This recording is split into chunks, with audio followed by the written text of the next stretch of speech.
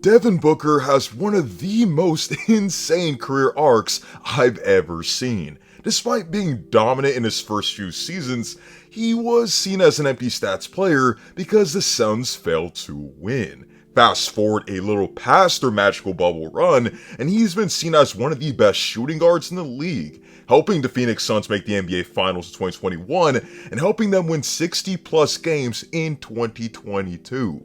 However, one thing that has always been overlooked with Devin Booker is his ability as a floor general. With Chris Paul off the team and with Bradley Beal out indefinitely, he's shown his ability to distribute the rock and is generally one of the best point guards in the league.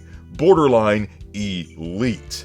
In this video, we'll talk about the insane offensive production of Devin Booker over his career, why he's one of the best playmakers in the league right now, and also see how the narrative has changed with him overall. Before we begin, be sure to leave a like on the video, as each like makes a tremendous difference for the channel, and be sure to sub to the channel for even more content like this. I can't believe it's already been 9 seasons since Devin Booker has been in the league. Moreover, he's proven invaluable to the Phoenix Suns through and through.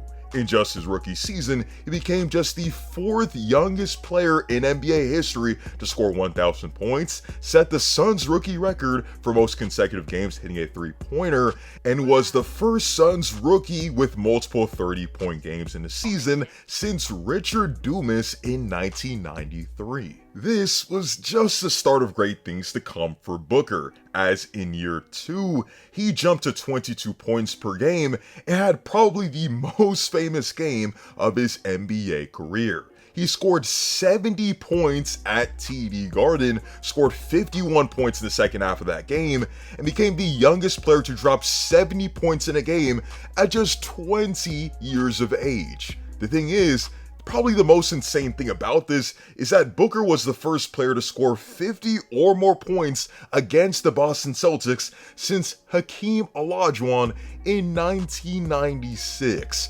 Booker wasn't even born yet. Over the next 7 seasons, Booker has averaged 24 or more points per game each season, has averaged 27 points per game on 48% from the field and 37% from 3 over the last 3 seasons, and has completely flipped the narrative of his NBA career.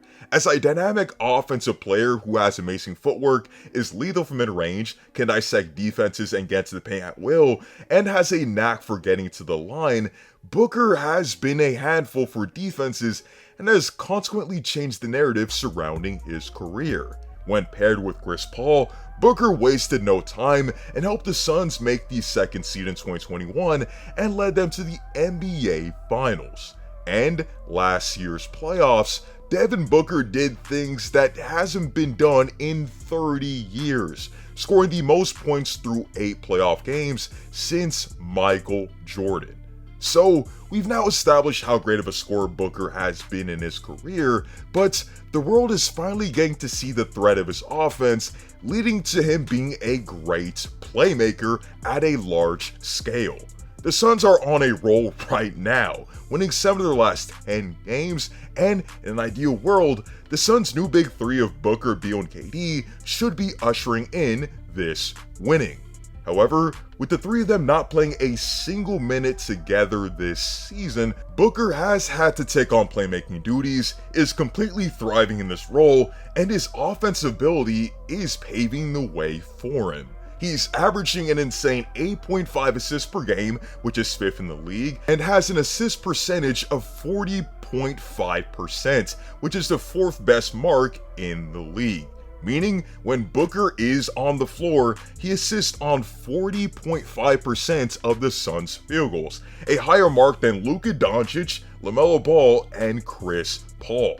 Booker's aforementioned ability to get into the paint works wonders for him as a playmaker. Given that defenses are going to swarm on him, especially when KD is off the floor, Booker drawing in defenses creates easy kickout opportunities to the 3-point line. Booker's practically looking for this opportunity anytime help comes, and with players often ball watching or being slow to make a defensive rotation, he's typically making the rightful pass to punish those defensive breakdowns. And these passes are right into the shot pockets of his teammates. Booker's threats in the paint isn't just limited to kick out to the three-point line, but also leads to easy scores on dump-offs like this one to Yusuf Nurkic. One ironic thing about Booker's playmaking is that a few off-seasons ago, people made fun of him for not wanting to practice playing off of double teams. But this season, he's been a master of punishing them. He's patient and analyzes the floor well once he sees a second defender coming, and again, notices who has their back turned on their assignment. Booker is a natural in the pick and roll as well, being one of the top pick and roll ball handler scorers over the past few years. And his ability there makes life that much easier for the Suns' bigs. We've talked about Booker's finishing, creating avenues for his teammates, but this play here exemplifies his perimeter game doing likewise. This is a high pick and roll between Booker and Eubanks, and John Collins is completely cooked on this play. While being way higher than the level of the screen here, he either has to try to cut off Eubanks from diving downhill, or try to close out on Devin Booker, given that his teammate probably won't recover in time due to the Eubanks screen. He chose the latter, and Booker turned this three-point attempt into an easy 2 points. The best demonstration of Booker as a playmaker is most definitely his career high of 15 assists to just 1 turnover against the Utah Jazz in a game where the Suns' offense was completely rolling. He practically put everything on display, and the Suns were again mighty efficient on offense, shooting 52% from the field, 55% from 3, and dropping 131 points on the road in a win.